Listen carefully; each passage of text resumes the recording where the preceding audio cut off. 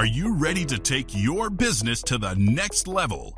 Every day there are countless books and articles that are published offering the key on how to make your business a success. It's easy to feel overwhelmed trying to keep up and run your business. That's why Deb Creer created the Business Power Hour. Keep up on the latest trends, best practices, and techniques for how to make your business a success. Let the Business Power Hour do the heavy work for you. Good morning, good morning. I am Deb Creer, and I am passionate about giving professionals the tools that they need to make themselves and their businesses as successful as possible. And I am so excited because this is the first part of April. We are starting our LinkedIn series, and who better to start our LinkedIn series than with the America's leading LinkedIn coach? I mean, we have to start with the best. So please join me in welcoming Ted Prodromou. With Ted to the program. Prodromou. Yes. See, I haven't even had too much caffeine today. I mean, that's the scary thing. So Ted, let me get your name right and tell people just a little bit about you. So Ted Prodromou is America's leading LinkedIn coach. He is an award-winning, best-selling author of 5 books, including Ultimate Guide to LinkedIn for Business and Ultimate Guide to Twitter for Business. Ted is a social selling expert and the founder of Search Marketing Simplified, LLC, a full-service social media marketing agency. The SMS team creates advanced LinkedIn, Facebook, Google, and social media lead generating strategies for small to medium-sized businesses with over $100 million in revenue generated for his clients. So again, Ted, welcome. Thanks for having me. Well, and I have to Vanna, because I can't Vanna and read at the same time. So here is Ted's book. This is the 3rd edition. That is the thing about writing a book on social media. You have to keep updating it because they change things. But this is a fabulous book. Again, it's called The Ultimate Guide to LinkedIn for Business. And it walks you all the way through if you've never set up your LinkedIn profile, all the way up to advanced features. And so we're going to talk about this book quite a bit and about some of the things in it. But let's go back just a little bit. How is it that you decided this is your passion in life? Yeah, I had no idea I'd ever write a book in my whole life 10 years ago. And here I've written 5. 5. Mm-hmm. Yeah. Now, I was in the high-tech world for 20 years. Okay. Loved my career. I was a network manager. I worked for Cellular One when they had 40 employees. Mm-hmm. I was like in heaven. Right. And then the dot-com crash hit. It's like, oh, sorry, you're 42. You're too old for this career anymore. And everything was outsourced to India at the time. Mm-hmm. So I got certified as a coach because I love mentoring my employees. Mm-hmm. Right. Quickly realized I had no idea how to do marketing. Mm-hmm. So I started going to Dan Kennedy events, learning marketing, learning selling, learning social media when it was called Web 2.0. And then I had the opportunity to write these books, and it was like, unbelievable. Great. And I tell people that social media is a marketing tool. It doesn't matter which one it is. It is just another marketing tool. We grew up learning how to do direct mail pieces, how to build websites, all of those various things. And now it's so cool because, as I mentioned, it changes. Yeah. And it changes so quickly and it's so much fun, makes it fun for us. But it is one of those things that so many people, even in this day and age, go, especially LinkedIn. They think, well, I'm not looking for a job, so why should I be on LinkedIn? So if somebody tells you that, Ted, what do you tell them? So if somebody refers you, now Brian Basilico introduced us. Yes. Mm-hmm. So when you heard about me, what's the first thing you did? I looked on LinkedIn. Probably went to Google, search for my name. Right. And usually the top 2 or 3 listings is your LinkedIn profile. Mm-hmm. Right. And people click on that and they think, this guy's a LinkedIn expert, but he doesn't even mention LinkedIn in his profile. Right. And it's out of date and he doesn't have a picture. And my high school picture in there. Yeah. So Google is the reason you need to be on LinkedIn, the first reason. And also LinkedIn is just, I call it the Microsoft effect. Microsoft bought them in 2016 at the end of the year. And since then, LinkedIn revenues are up 30% per quarter. Wow. And engagement is up 30% per quarter. So people are coming to LinkedIn every day now. Like Facebook, what, 50% of the people come every day and spend at least an hour? LinkedIn, 40% of people log in every day now. Wow. And that's and it's up funny from like because 5% a few years ago. Yeah, and these stats, of course, don't take into account the fact that as we're recording this, we have the coronavirus situation going on, where many people are home officing. They're thinking, oh my gosh, I might be losing my job. All of these various things. And so now more than ever, it's absolutely critical that you have your LinkedIn profile as absolutely polished as it can be. Remember those old days when we used to have those resumes? I know, we printed it up on special resume paper, right? And they said, keep your resume updated even though you have a job. Right. And you had the job for like 10 years back in the day. And all of a sudden you lost that job. And you go, oh my God, I have to update my resume. How do I fill in 10 years of information? And so we had no idea, because you were always told that your resume could only be 2 pages long. And, and because you hadn't been working on it, that was what made it difficult. And so the cool thing about LinkedIn is you should be updating it. How often should somebody update their LinkedIn profile? I update mine about once a month. I'll change the headline. I'll add new content periodically. They have this new section called Featured. Right.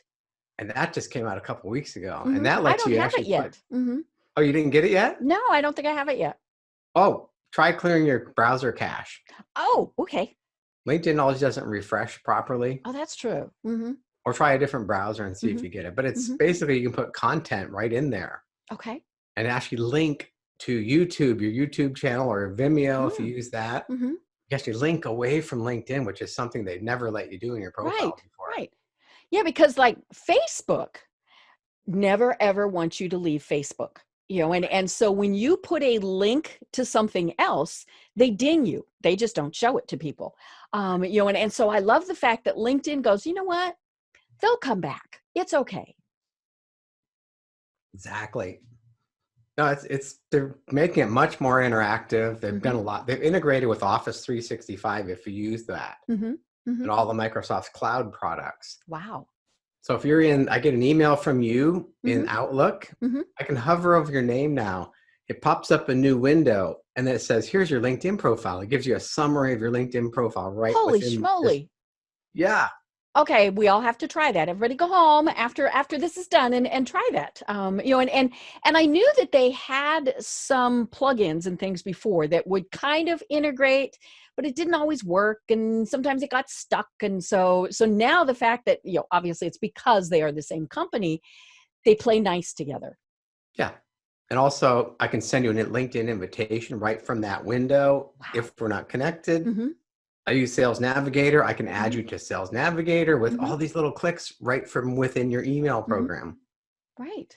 It's awesome. And what I love is that, as you said, LinkedIn is making it easier and easier. And I think that's probably initially what so many people didn't like, was it was clunky.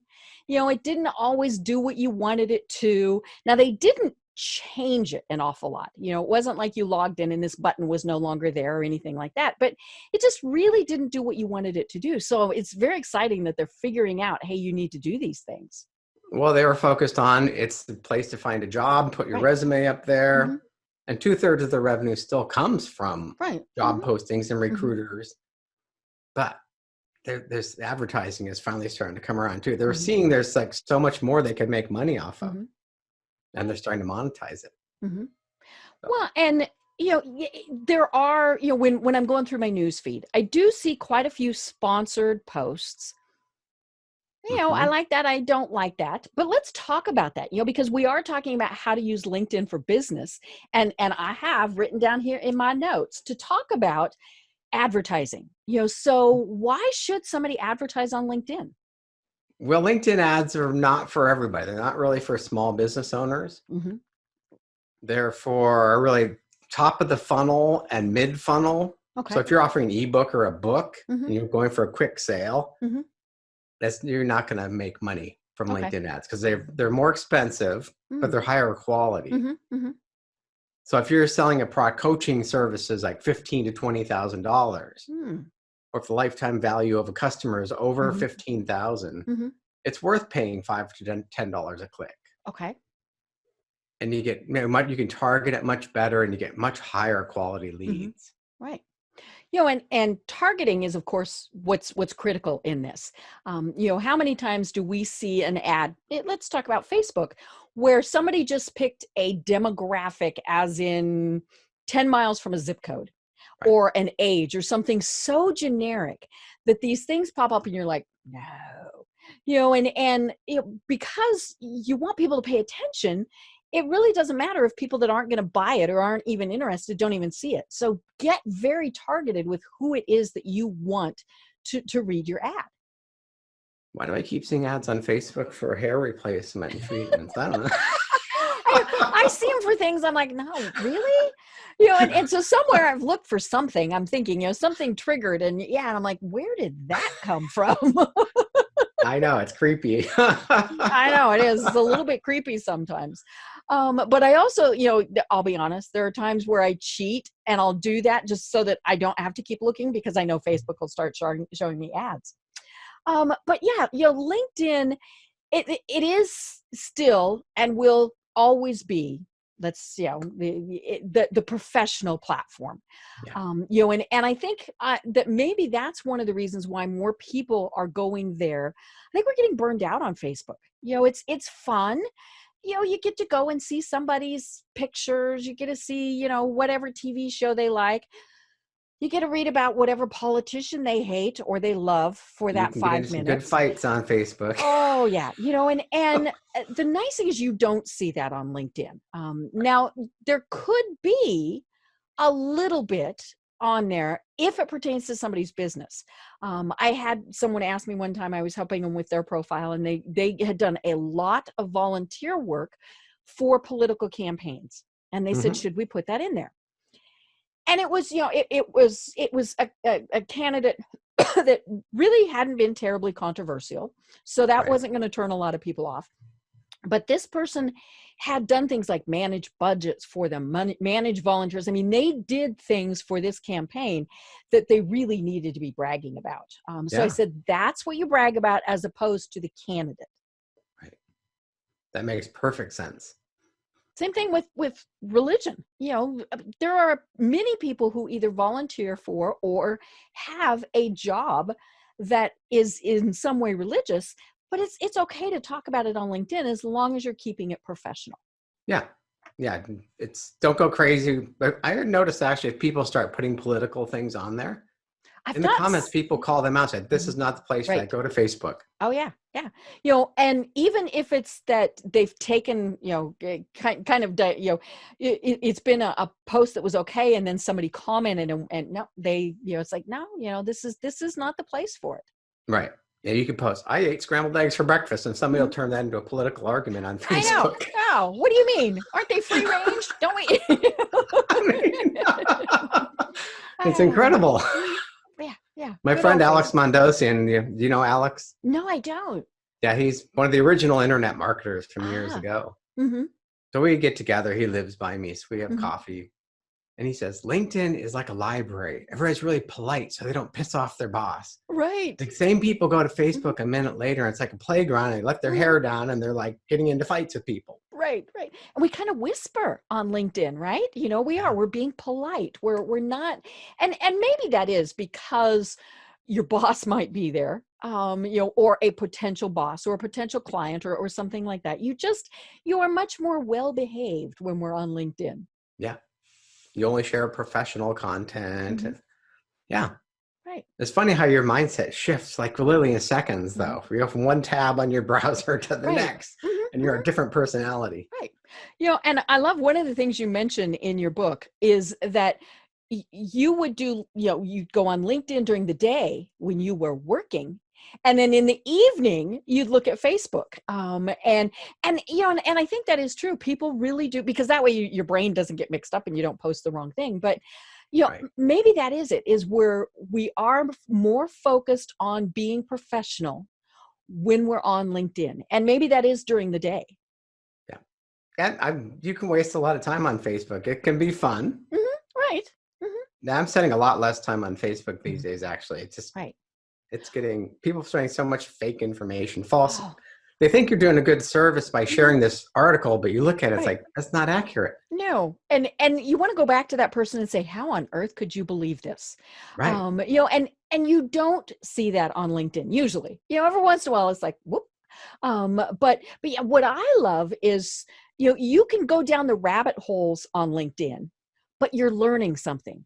It might be a new marketing tactic, or you're learning about Bitcoin or something like that. And so it's educational at the same time that you're going down that rabbit hole. So in being the marketing nerd, when I see a post that gets a lot of activity on LinkedIn, I'm like, okay, I reverse engineer it. How do they do this? How do they get 3,000 comments, or how do they get 10,000 views of that video? Right. So So try tell to us find more the about that. pattern. What do you think is kind of the sweet me, sorry. sauce, or the secret sauce? Because that is the thing. People, we don't want to post and have it go off into never land.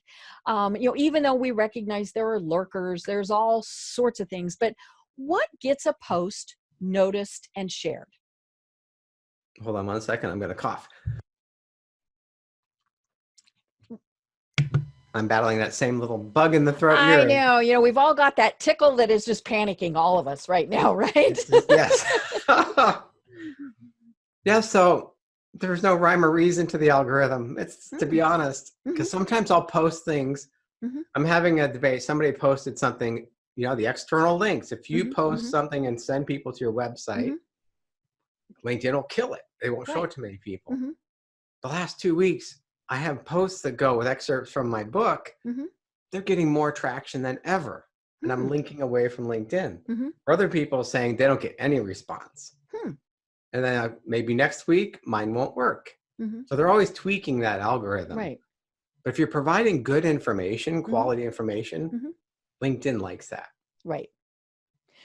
And that's one of the things that people always ask me about is they say, okay, I got my profile. It's kind of okay. But then what do I post? So, and it's funny. People always have things to post. They just don't realize it. So when people say, gosh, Ted, my profile's pretty good. I think I've got some pretty good keywords in it. It's current. Right. And I've got a picture that's not 10 years old, all those various things. So what do you when people say, what do we post? What do you tell them? So I'm lucky that I've written all these books because I hired some people. You can do chapters out of the book. I actually hired, first time I did it was the second edition of the book. I hired a social media writer from the US, and she was in Chicago, master's degree in English. Wow. She was like $20 an hour at the time. So I gave her my manuscript and said, hey, can you write some social media posts from the content? Right. So she wrote like 100 posts for me. Cool. And I queue them up in a program called Sendable. So they automatically go off. I spend like 2 a day on LinkedIn. I put a few on Facebook. I put a few on Twitter, different times. So this book, I hired 5 writers because she wasn't available. Oh, no. So I hired 5 people. I did US based. I went for the higher quality writers hire. It was like 40 or $50 an hour. I said, you got 2 hours, write me as many social media posts as you can from the book. Cool. And it was awesome because I got so many different perspectives of the writing and what their outtakes from the book. Then I hired a couple of them for more. So I have like 300 posts from my book. Wow. And I have them scheduled to go off. I love it. I'm looking at one right now, and it says, write personalized, meaningful LinkedIn recommendations. They impact your reputation too.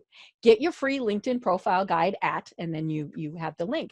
But yeah, I mean, that's great. That's short. That's sweet. It didn't get a ton of traction, and I shouldn't say it that way. It didn't get a ton of comments. it could have had 500 people that clicked the link. I mean, that's the thing. And so that's what I love is it's, just this short little snippet. It was what, 2 sentences? Yeah. And perfect. And so for people who haven't written books, they're saying, okay, what do I post? So in like Hootsuite and Sendable, I can go to sites like Inc. or entrepreneur.com. They're my publisher. Okay. I can pull in an article a day from each one of those and post it in my news feed. So I do literally about 10 automated posts a day on my LinkedIn profile that are business related articles. And sometimes I do a New York Times travel section. They'll post a picture of a beach. Like, and people love that kind of stuff. It just breaks up the monotony of going through that boring news feed. So I do that. And then sometimes I'll just have thoughts and I'll write them, post them there like a mini blog post.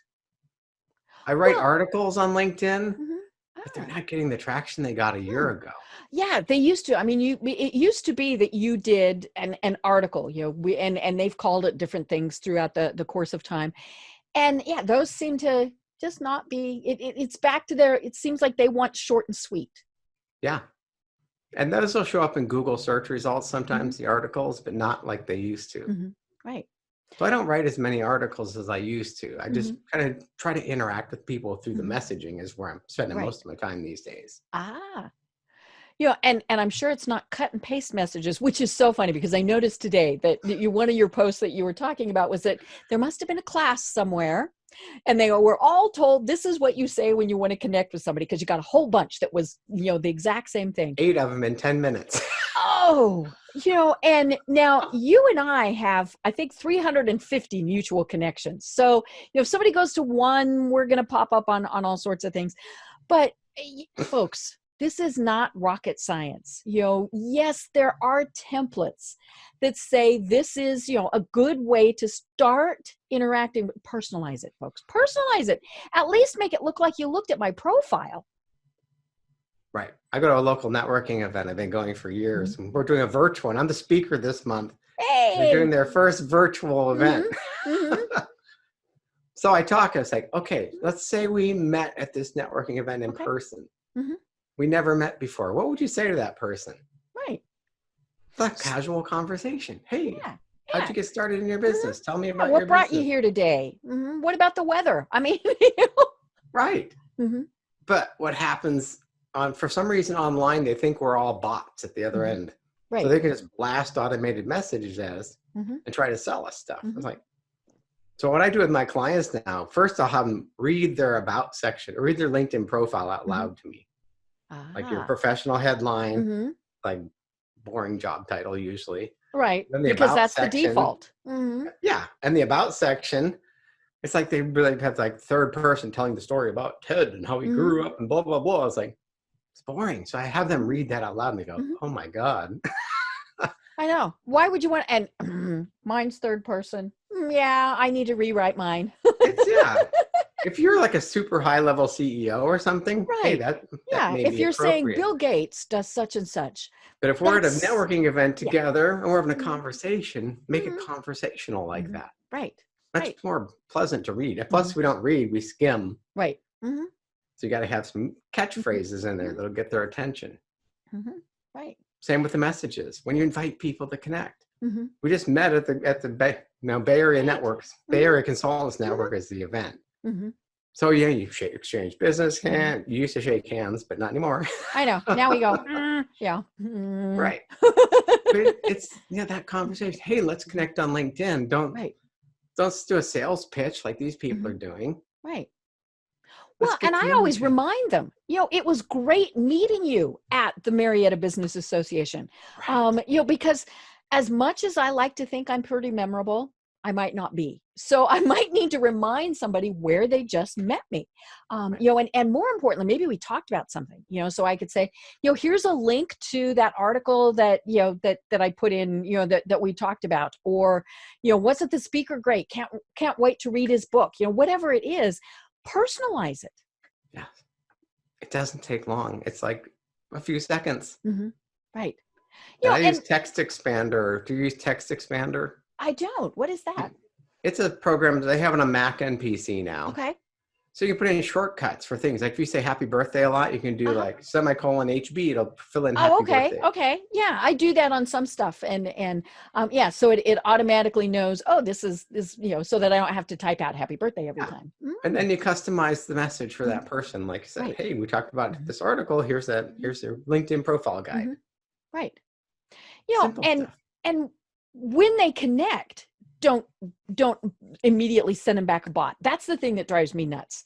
I got one of those today where I connected with somebody, and and I will network with pretty much anybody. I mean, if I glance at their profile and it's pretty clear that they're going to spam me, and now they have to have the basics. They have to have a picture. They have to have a headline. They have to have certain things before I'm going to connect. But I connected with this guy today, and I swear my hand was still on that mouse button, and I got a response from him. And, and it was very clearly cut and paste, it was an automated thing.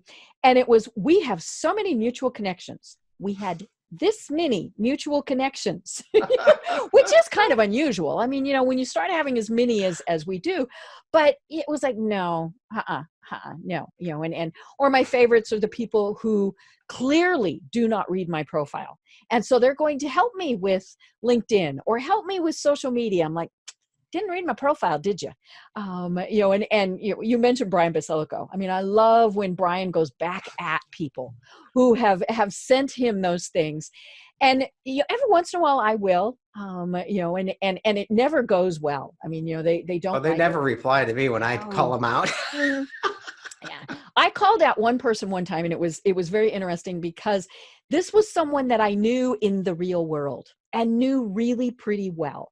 And for some reason we weren't connected on LinkedIn. And so, sent this person a request to connect, and got back an automated response that was rude, and I shouldn't say rude. It was very clear that it was an automated response, and that, so I sent this person an email. I didn't respond through LinkedIn. I sent them an email, and I said, I have to tell you how offended I was to get that, because you and I have been friends for years, and you acted like, and she apologized, and she said, I have to tell you, she said, I don't even look at my own LinkedIn account.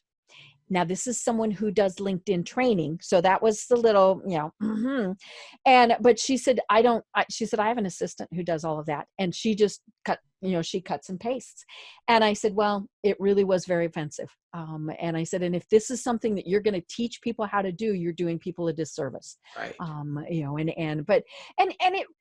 Yes, it takes time to personalize it, but do you want to have to be fixing where you messed up or never even know? I mean, that's the thing, is when you have annoyed someone, you probably never have the chance to fix it. It's like 30 seconds to customize the things. And I don't know. I'm with you 100% there. Mm-hmm. Right. Recently, I got a phone call as soon as I accepted someone's invitation. Mm-hmm. And she said she does Christian websites. And I work with a lot of web developers because they need social media help, or they know people they can refer. Right. I said, okay, I'll accept her invitation. Mm-hmm. Phone rang. Literally, my finger wasn't off the button yet. Wow. Mm-hmm. Hey, do you need help with your LinkedIn? We just connected on LinkedIn. Like, what do you mean? You just said you did Christian websites. Mm-hmm. Oh, yeah, we do LinkedIn too. Would you like help with your LinkedIn? I said, did you look at my profile? And she, yeah, I looked at your profile. I said, did you really look at my profile? Right. Did you not see that it says that you are a LinkedIn marketing expert? I've been doing it for 10 years. Yeah. So she kept going, literally wrote the book on it. We can help you with your LinkedIn. Mm-hmm. So I said, really? I got to go. And she says, hold on a second. So she puts her boss on the line. Goes, hey, I hear you need help with LinkedIn. Oh, no. She was the first person I actually disconnected with on LinkedIn. Oh. And clearly you remember her name and all sorts of things like that. And it really is, we talk about it all the time. It's about building relationships. We work with people we know, like, and trust. And I don't trust somebody who automatically sends me an automated response. Right. Even if I can tell that they wrote it, if it's not right, I'm okay. But it's like, no, don't just cut and paste something to me. And, I know you probably have the same kind of clients I do. We don't do like the $20 or, $30 projects or $50 Right. projects. Mm-hmm. We do high-end Right. consulting. Mm-hmm. So people are going to pay us a lot of money. Mm-hmm. So isn't it worth spending 2 or 3 minutes to have a little conversation with the Right. person, chatting back Mm-hmm. and forth Right. to Yeah. close a Mm-hmm. $20,000 deal? Yep. Oh yeah. You get higher And quality clients. Facebook, you'll get the little, the tire kickers, and they'll mm-hmm. spend $100 on you and they want your money Mm-hmm. back. Right. LinkedIn's real business people Mm-hmm. wanting to do real Mm-hmm. business. Right. And part of it is that we want to weed out the people, the tire kickers, the people who only want to pay $20 an hour, or not even that much. And but that's where I have either things I refer to. I mean, you can tell people, hey, you know what? Got this great book, because this will walk you through the whole process. And then if you want more help, I'm here. And so there are ways to be able to help everybody. But yeah, it's, somebody looks at your profile and I tell you, they look at it and they go, oh, he's going to cost a little bit more. And that's okay. That's perfectly fine. And they have corporate money to spend, so they're glad to spend it. Right. And now they're not doing anything else. So do you use the LinkedIn Insight tag? I do every once in a while. Not terribly often, but tell us a little bit more about it. Okay, this is a real game changer for me. Because I always work with coaches, consultants. Most of the people I work with are successful business people, but they're small businesses. And I didn't really have any sales type training. It was more like, here's LinkedIn, how should you do messaging, here's how you do your profile. So I look at the Insight tag data, and 60% of my website visitors are in business development or sales. Wow. And the company size is like on average 2 to 200 people. So I'm targeting these solopreneurs, and most of my business is based on that. I'm thinking, oh my God, there's all these salespeople from bigger companies coming to a website looking for LinkedIn information. Right.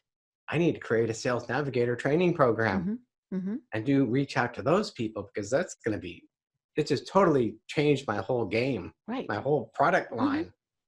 Right. So and it's fun because there are all these little hidden things in LinkedIn that we just don't know about. Now, here's something that I learned reading your book. I did not know that there was ProFinder, which is for freelance. Honest to God, I had no idea this existed. So, that's part of why it's good to connect with people like Ted, because we find out these things. But, that's where it's important to know that LinkedIn has changed through the years. There are so many things that are new to really make it relevant to people. And they're not real good at telling us about these things. No, they don't. Which is good news for me. Yeah. And I do get emails from LinkedIn. Somewhere I got signed up onto something, and they are from LinkedIn. They're not from, Joe Schmo just writing about it, that talk about some of the new features and things. And I'm like, oh, that looks pretty interesting. And sometimes they're not even there, or they're not offered yet. Like that. Oh, I hate that. Oh, I know. I want to do video, and right now I can't do video. They, it'll be interesting to see if they end up rolling that out to everybody. They keep saying it's coming to everybody, and the new company pages that came out late last year said everybody's going to get LinkedIn Live for their company page. Like, where is it? Right. Like ProFinder, oh gosh, I have a friend that's a career coach, and he gets. I signed up as a coach at one point. I was getting 15 to 25 leads a day from ProFinder. Right. And it's for freelancers. I mean, there's some criteria that you have to go through to be part of that, but it's part of the whole search process. I mean, it really helps people find you. Right. But there's nowhere in your LinkedIn profile that'll tell you about it, or no. You just have to kind of stumble across it and sign up for it. Right. Then you start getting all these messages. Right. And it's very easy. It's linkedin.com/ProFinder. Hello. Right. But yeah, they don't tell you it exists. And it's funny how they do that, because it's like they're dabbling. Let's see if this works. And then when it does, ooh, yeah. Then it may just go away tomorrow. We don't know. But I know a lot of people are doing really well with it. Yeah. And that is one of the things that we always need to keep in mind, is the fact that things can change. So you need to be looking, you need to keep updating your profile. Even if they just change what things are called, it used to be called summary. Now it's called about, you know, so. And featured all of a sudden appeared, which was content that was in your about section. Right. Yeah. And things disappeared. And so that's why it's so important to be looking at your LinkedIn profile, at your LinkedIn profile. It's not just go in and set it up. You need to see how does it look to other people? When they go in, did things move around? And so it doesn't make sense anymore. And then also look at from the mobile, because over 60% of LinkedIn users only use mobile now. Right. Well, and then things definitely look different there. One of the things is the big banner. I love the banner. And the people who do not take advantage of at least doing something in the banner. Hello, you can do it in Canva. But on the desktop, your profile is off to the side. On the phone, your profile picture is in the middle of the banner. So if you put something moving it over to the left now, finally. Good. Yeah, because people put things like their phone number in the middle. Most of the banner, but still you can, it's better than that ugly blue thing. Oh, I know. And more importantly, when you still have the ugly blue thing, it's really clear that you're not on LinkedIn a lot. Right. You want to be a professional. You want people to know that you use this. And seriously, folks, it really is pretty easy to create an image to put there, even if it's, a tree or something, change it from that ugly blue. Yeah, beautiful picture from your vacation is better. Right. But more importantly, that's a billboard. You've got space there to be able to tell a little bit more about yourself. Right. It gets first impressions. We've all heard it. 2 seconds. People decide if they're going to look at your profile or not. They're going to scroll right by you. Right. Grab their attention with a nice picture and your professional headline. And your picture has to be good too. Don't have that cropped photo of you at the wedding with your wife. Oh, I know. I was talking to somebody one time and I said, you really need to get a new picture. And he said, oh, but I love that picture. I said, I know. I said, because it was your wedding day. And he kind of looked at me and he said, how do you know that's my wedding photo? I said, because you are never in real life going to wear a white silk tie. And he went, oh yeah. Or I love the ones where you've got part of somebody's body part, you've got cousin it, no. And they're half drunk at a wedding. Oh yeah. Yeah. And now it doesn't have to be, for men, it doesn't have to be a suit and tie. It doesn't, it just has to look professional. I was, one of my other guests for this month worth of programs was talking about the fact that she went to someone's and he did not have a shirt on. She said, so there was naked man. We're all like, oh, has to look this up. But you need to look professional, and it's not that difficult. And for heaven's sakes, people, no selfies. Find somebody that can take your picture. You just have to stand in front of a blank wall, and with your phone, it's so high resolution now. Right. Well, or something like this. I mean, I've got a camera that is, I've got a camera that's separate. Now granted, I have the chair coming out of my shoulder, so I'd want to redo a little, but yeah, it's, or you can go to Walgreens, you can go, I shouldn't stand in front of this picture behind me and do that. Right. It's too much distraction. Right. And look at your picture. I mean, I love the pictures where it's, somebody has a tree growing out of their head or a light or redo the picture, folks. Or the women with the really low-cut cocktail dress on, and they're wondering why men are hitting on them all the time. Oh, yeah. Now, I guess there could be, depending on what their job is, that could be appropriate, but... No, these are like senior vice presidents. And oh, yeah, no. I have women actually reach out to me and say, why do men keep hitting on me? I'm really tired of it. Like, look at your profile picture. Oh, yeah. Yeah. This is not an evening gown or a cocktail party. Yeah. Well, and that's where it's the selfie and we got a little more than you're wanting to show. Yeah. Or the glamour shots. Now men, of course, didn't do glamour shots, but women did glamour shots. We did that, and you kind of looked over his shoulder and, we had the boa. I always loved the fur boa. Right. And we did this. That's not professional either. But it's okay to have kind of a fun-loving picture. I mean, like I saw somebody's one time where they had an animal. Well, they owned a dog kennel. okay, that was appropriate. Right. You know, and so you can have fun with this, you know, and I want people to know this is not your grandfather's LinkedIn. Of course, it never would have been, but yeah, we can have fun with this. Yeah. Yeah. Now there's a place by me now that you pay $25 and it's a professional studio and they take pictures of you for 10 minutes. Whoa. So you get hundreds of shots and then you pick out the ones you want and you buy those. Nice. It's $25 and it's a professional studio. Not bad. You know, and what I like about that is it's current. You know, I jokingly said a little bit ago that my picture was not 10 years old. That's the other thing, you know, and that's where it gets really tricky, especially with women, because we change our hairstyles, we change our hair color, you know, all those various things. It's got to be a current picture, folks. You know, this is not, you know, and does ageism exist? I mean, you know, that is one of the things that people have talked to me about, especially if they're in the job market. They don't want to have a picture showing that they're older. Well, I'm sorry, if you filled out your profile well, people are going to be able to put 2 and 2 together and figure out you've been working for more than 20 years. Right. You know, and so it's, you know, and you know, if somebody is going to say, you know what, we're not even going to bring that person in for an interview because they have gray hair, you don't want to be there anyway. Right. No, it's right. So now one of the things you talk a lot about in your book, and this is because you are an expert in this, is SEO and using words and the whole search feature. So talk to us. I mean, you know, we briefly mentioned that Google really likes LinkedIn, but LinkedIn has a very robust search feature. So talk to us a little bit more about why it's so important to use the right words. Yeah, it's just like SEO for your website. There's certain places where you put certain skills. They call them skills, not keywords in LinkedIn. Right. It's the same thing.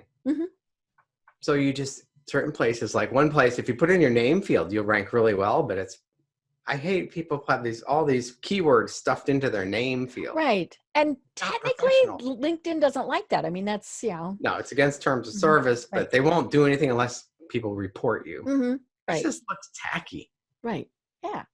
Like yeah. The only thing that you should be putting there, you know, if you got like a designation, you know, like MD, PhD, that's okay. But no. So your professional headline is the next hot spot right below that. Right. So if you put some keyword phrases in there, like on mine now, I've got LinkedIn marketing and sales navigator training. So it's different things I do for people. Right. Right. That people are going to search for. That's the important thing. They might be going, okay, I'm going to sign up for Sales Navigator, but I don't know what to do with it. So, and I think that's one of the things people don't even realize is you know, we all know to search for somebody's name in LinkedIn, but you can search for terms. You can search for all sorts of things in the search field.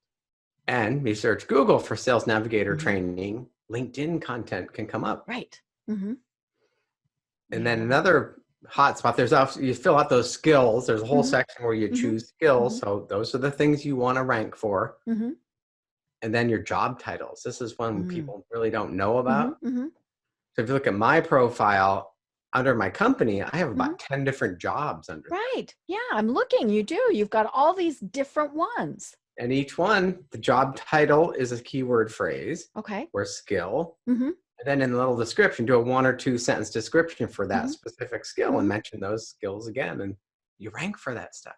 Nice. You know, and we've talked about this before. I don't care that somebody's founder, president, CEO, whatever. The title doesn't matter to me. I want to know what they do. Now, it's the important thing, you know, we're talking about this in terms of searching. Don't be cute.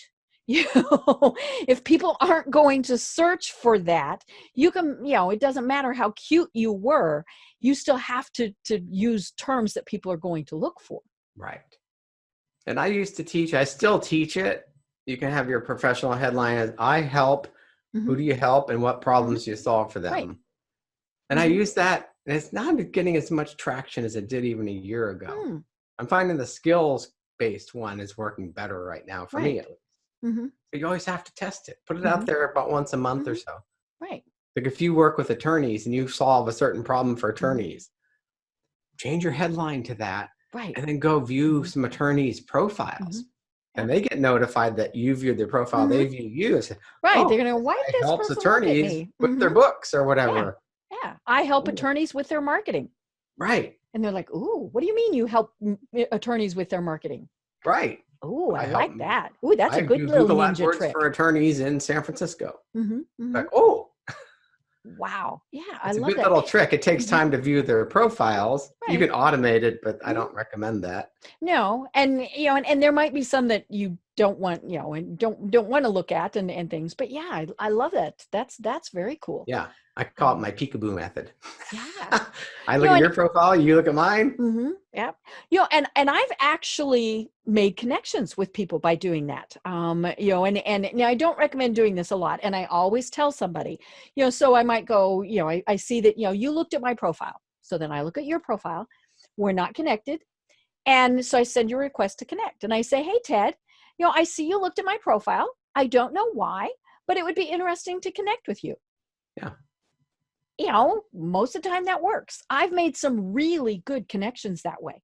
And it was just because they, for whatever reason, didn't want to connect right then, but then they did. And one that I did, the person said, hey, thanks for sending me the request to connect.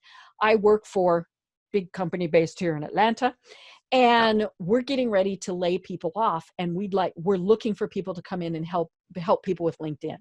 And I was like, hello. And it's not stalking. I mean, which is why I tell them, I see that you looked at my profile. Some people say, I've noticed you looked at my profile. Is there anything I can help you with? Right.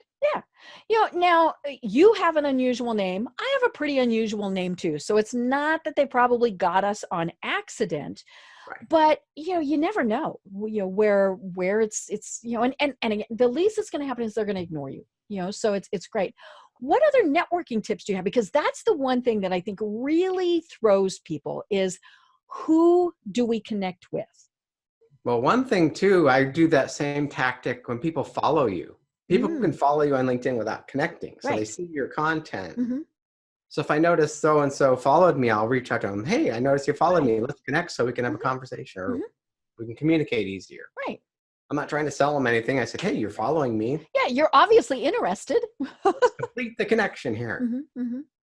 But I just tell people, pretend you're at Starbucks having a cup of coffee. LinkedIn even stresses this. One-to-one networking. This isn't one-to-many unless you're running LinkedIn ads.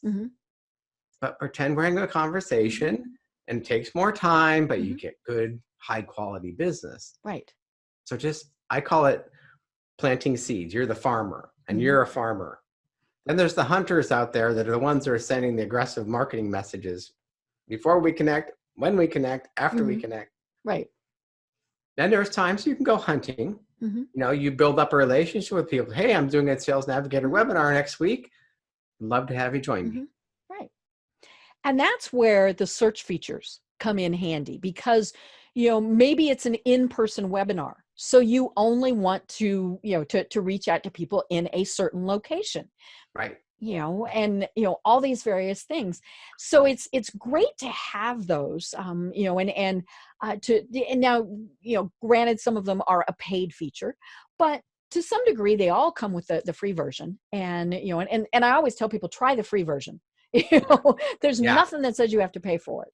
Yeah, if you do too many searches, they limit you per month. But right. Yeah. But I'm working with some people. One of my clients is a sales trainer. And he works with companies with a sales team like 5 to 20 people. So it's not a huge corporation. So in Sales Navigator, their paid product, which is worth the $800 a year, I can do a search. He lives in Sacramento. So I can put Sacramento, companies with a business development team between 5 and 20 people. There's another feature you can search, and it's growing a certain percentage per year. So he's looking like anything over 20% growth. They've got this ideal say. So it doesn't say revenue of the company or anything, just says come up with like 1,300 companies in Sacramento that meet that criteria. So you follow that company, and then it says, here are the people you need to connect with. Here are the sales team managers and the directors. Nice. So you get reaching out to those people. It's like shooting fish in a barrel. Right. Right. Yeah. And part of the search feature. Now, correct me if I'm wrong on this, but it used to be that, it's not alphabetical. It just seems like it's very random, but it's really not. It's bringing them up by how much they use LinkedIn. So, they're not going to recommend, hey, Ted, you need to connect with this person if they haven't been on LinkedIn in years. So that's another reason why you want to be updating your profile, why you want to be posting, all sorts of things, because LinkedIn goes, ooh, we like this person because she likes us. So and we're going to show her higher in the liking features. and she's sharing and interacting with people. Yeah, the algorithm figures that out and says, oh, I'm going to put Deb's stuff at the top of the pile. Like getting your resume at the top of that pile in the old days. Right. Oh yeah. And that's, of course, that's the key, is we have to be the top of the pile, because the pile is big, and so we're trying to do anything we possibly can to get higher on that, and maybe you are looking for a job. Okay. Well, then you find somebody at that company that can help, carry your little resume in and put it higher on the pile. I tell people you have to use it. They used to have Job Finder, it was called, I think. You paid like $30 a month, and supposedly your resume got to the top of the pile of the hiring manager.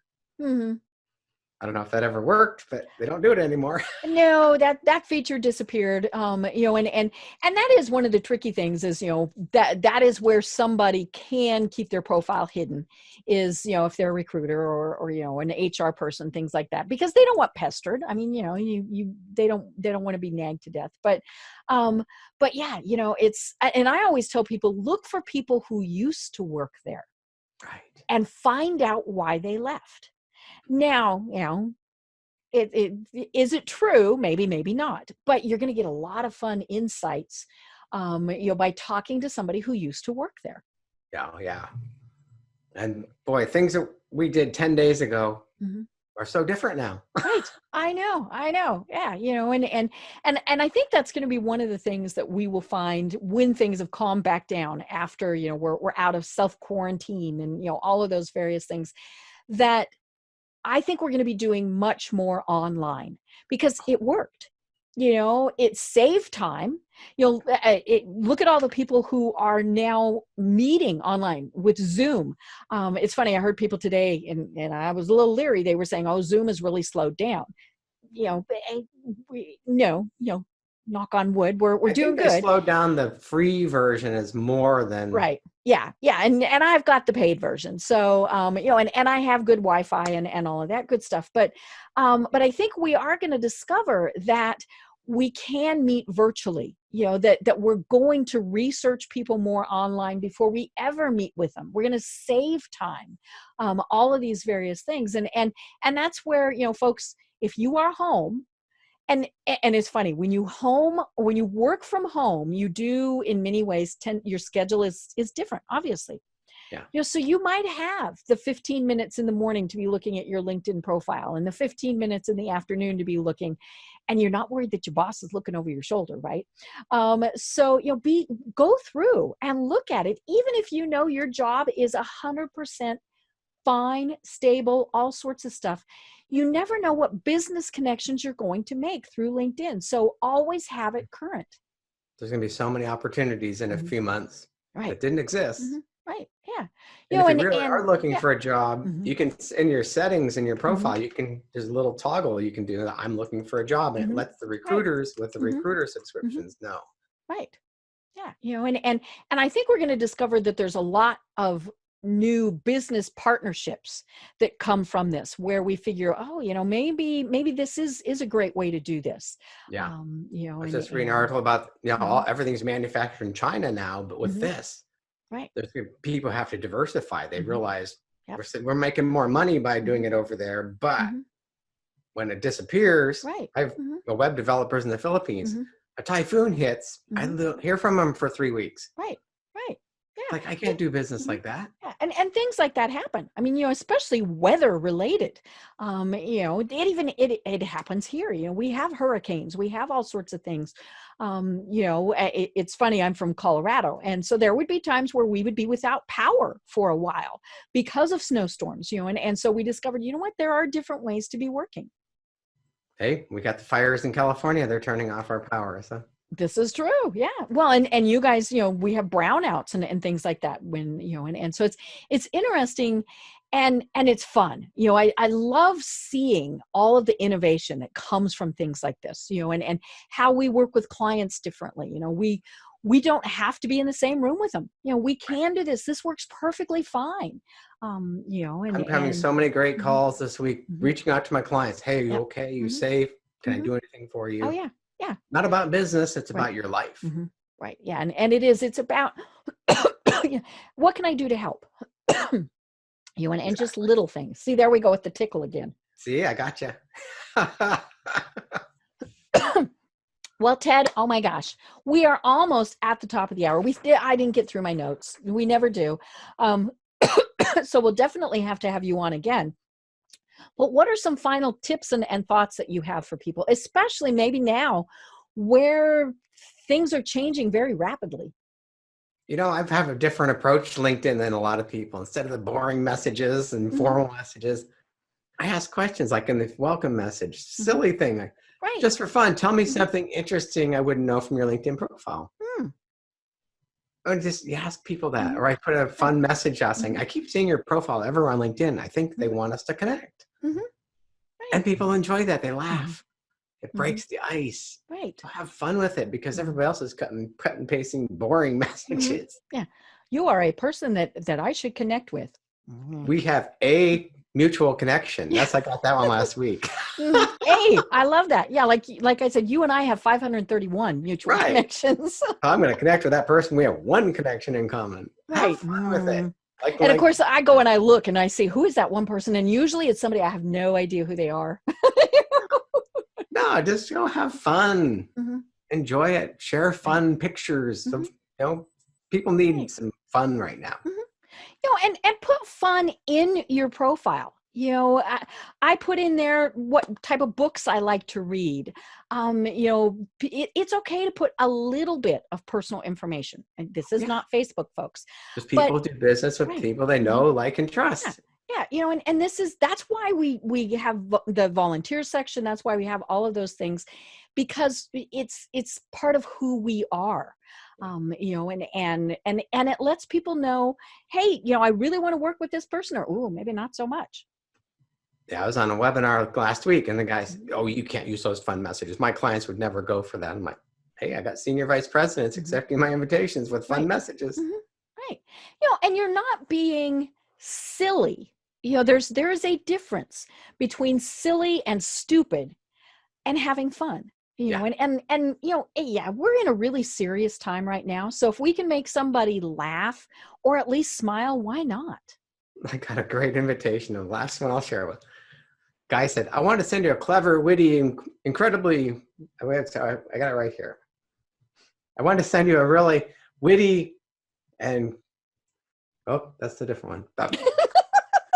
It's like really well written. Like I want to say really clever and witty invitation, but I sent you this one instead. Cute. Something to that effect. Yeah, I mean, it got your attention. You thought, hey, this person sounds kind of interesting. Now, if you got 6 of those in one day, no, not so much. I like to work with people that like to have fun. Right. If you're boring and stuffy, no, we don't have to work together. No. Yeah. So, well, speaking of, get the book, folks. It's got great information, lots of great tips in there. Everything from you're just starting out to, how to do advanced ads, how to, all of the various things. So tons of great information. But Ted, how do they find you and connect with you online? YourLinkedInCoach.com. Pretty easy. I love it. And, if you're not connected to Ted on LinkedIn, send him a request and tell him that you saw or heard the program today, because we really want to get your feedback on it. And it's a ton of fun. I love doing the LinkedIn series. I love the fact that I got to have America's leading LinkedIn coach, as my very first guest for this series this year. And we're just going to have to do it every time. So just mark your calendar. We'll do it again next year.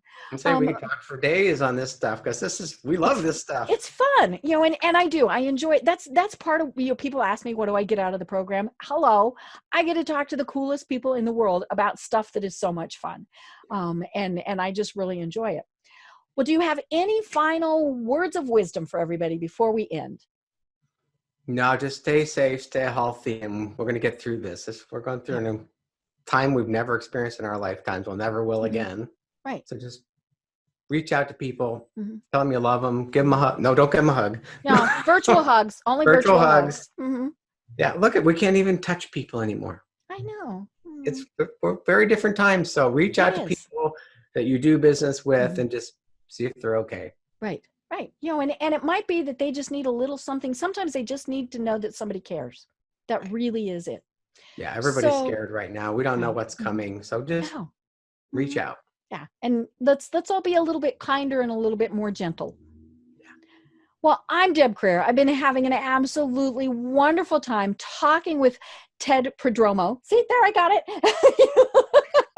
And until next time, everyone have a great day. Tune in for our next program for even more trends, best practices, and techniques for how to make your business a success. The Business Power Hour, hosted by Deb Creer, is proud to be part of the C-Suite Network.